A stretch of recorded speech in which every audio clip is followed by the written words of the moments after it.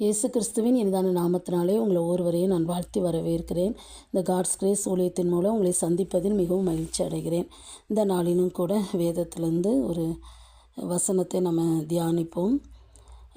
1 யோவான் 5ஆம் அதிகாரம் 14ஆம் வசனம். யோவான் 9:31 வசனத்தை நம்ம வாசிப்போம். நாம் எதையாகிலும் அவருடைய சித்தத்தின்படி கேட்டால் அவர் நமக்கு செவி கொடுக்கிறார் என்பதே அவரை பற்றி நாம் கொண்டிருக்கிற தைரியம். யோவான் 9:31 ஒருவன் தேவ பக்தியுள்ளவனாய் இருந்து அவருக்கு சித்தமானதை செய்தால் அவனுக்கு செவி கொடுப்பார். இந்த வேத வசனத்தை நம்ம வாசிக்கும்போது அவருடைய சித்தத்தின்படி நம்ம கேட்கும்போது அவர் நமக்கு என்ன செய்வாராம்? செவி கொடுக்கிற ஆண்டவராக இருக்கிறார். அடுத்த வசனம் சொல்லுது, சித்தமானதின்படி வாழணும், சித்தமானதை செய்தால் அவனுக்கு என்ன செய்வாராம்? செவி கொடுக்கிற தேவன் என்று சொல்லி இந்த வேத வசனம் சொல்லுது.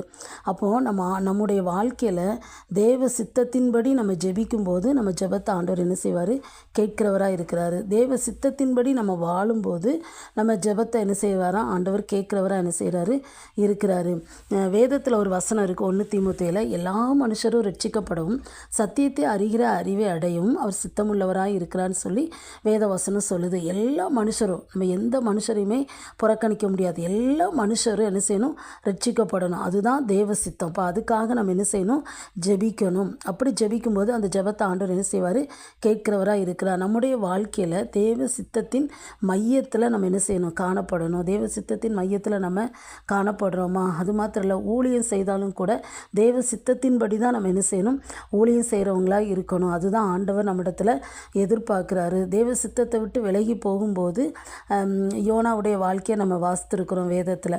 அப்போ தேவ சித்தத்தின்படி செய்யும்போது தான் அந்த மனுஷனுடைய வாழ்க்கை எப்படி இருக்கும்? ஆசீர்வாதமாக இருக்கும். யோவான் 4ஆம் அதிகாரம் 31 பார்த்தீங்கன்னா, என்னை அனுப்பினவனுடைய சித்தத்தின்படி செய்து அவருடைய கிரியையை நிறைவேற்றி முடிப்பதே என்னுடைய போஜனமாக இருக்கிறதுன்னு சொல்லி இயேசுவே சொல்லியிருக்கிறத பார்க்குறோம். அப்போது ஆண்டவரே பிதாவினுடைய சித்தத்தை தான் என்ன செஞ்சார்? நிறைவேற்றினார். இந்த பூமியில் அதுக்கு தான் என்ன செஞ்சார்? வந்தேன்னு சொல்கிறாரு. அடுத்தது வேதத்தில் மரியாதை நீங்கள் பார்க்கும்போது தேவ சித்தத்துக்கு ஒப்பு கொடுத்த அவருடைய வாழ்க்கையில் ஒரு அந்த அந்த காரியம், ஒரு கன்னி கர்ப்பவதி ஆகிறது அந்த நாட்களில் ஒரு பயங்கரமான ஒரு காரியம்தான். ஏன்னா அது நிமித்தம் நிறைய பிரச்சனை மரியாளுக்கு என்ன செய்யும்? வரும். ஆனாலும் தேவதூதன் சொல்லும்போது அந்த தேவ சித்தத்துக்கு அவன் என்ன செஞ்சால்? தன்னை அப்படியே ஒப்பு கொடுத்ததை என்ன செய்கிறோம்? பார்க்குறோம். ஆண்டவன் நம்ம கூட பேசும்போது எந்த வார்த்தையானாலும் சரி, எந்த காரியமானாலும் சரி, தேவ சித்தத்துக்கு, ஊழியனாலும் சரி, நம்ம வாழ்க்கையினாலும் சரி, தேவ சித்தத்துக்கு நம்ம முழுவதும் ஒப்பு கொடுக்கும்போது நிச்சயமாக ஆண்டவர் அந்த காரியத்தில் என்ன செய்வார்? நம்மளை ஆசீர்வதிக்கிறவராக என்ன செய்கிறாரு? இருக்கிறாரு. ஆனால் ஒருவேளை சில காரியத்தில் நமக்கு தேவ சித்தம் தெரியலை அப்படின்னா, ஆண்டவரே இந்த காரியத்தில் நமக்கு சித்தம் இல்லை அப்படின்னா அதை தடுத்து போடுன்னு சொல்லி நம்ம ஜெபம் பண்ணும்போது ஆண்டவரே சித்தம் இல்லைன்னா அதை என்ன செஞ்சிடுவார்? தடை செய்து விடுவார். வேதத்தில் இன்னொரு வசனம், மத்தேயு எழுதின சுவிசேஷம் 7ஆம் அதிகாரம் 21வது வசனத்தை நம்ம வாசிக்கும்போது, பரலோகத்தில் இருக்கிற என் பிதாவின் சித்தத்தின்படி செய்கிறவனே பரலோக ராஜ்யத்தில் பிரவேசிப்பானே அல்லாமல் என்னை நோக்கி கர்த்தாவே கர்த்தாவே என்று சொல்லுகிறவன் அதில் பிரவேசிப்பதில்லை அப்படின்னு சொல்லி இந்த வேத வசனம் சொல்லுது.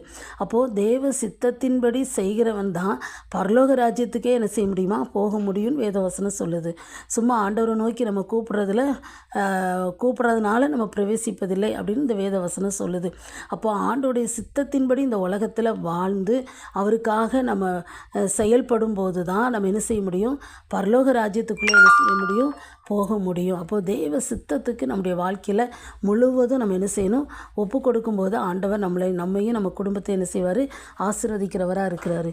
எங்களை நேசிக்கிற நல்ல தகப்பனே, இந்த நாளிலும் கூடப்பா ஆண்டவரே, நம்முடைய தேவ சித்தத்தை குறித்து நாங்கள் அறிந்து கொள்ள எங்களுக்கு கிருபை கொடுத்தீங்க. அதற்காக ஸ்தோத்திரப்பா. ஆண்டவரே, இதை கேட்ட ஒவ்வொருவரையும் கர்த்தர் ஆசீர்வதிக்கும்படியாக ஜெபிக்கிறோம். தங்களுடைய வாழ்க்கையில், ஊழியத்தில், எல்லா காரியத்திலும் தேவ சித்தத்தின்படி செய்ய, தேவ சித்தத்தின்படி ஜெபிக்க ஆண்டவரே நீங்கள் வழி நடத்தும்படியாக நாங்கள் ஜெபிக்கிறோம். ஒவ்வொரு காரியத்திலும் இப்படி சித்தத்தை அறிந்து கொள்ள கர்த்தர் உதவி செய்வீராக. நீங்கள் அப்படி செய்கிறதற்காக ஸ்தோத்திரம். இயேசுவின் நாமத்தை ஜெபிக்கிறோம் நல்ல பிதாவே. ஆமேன்.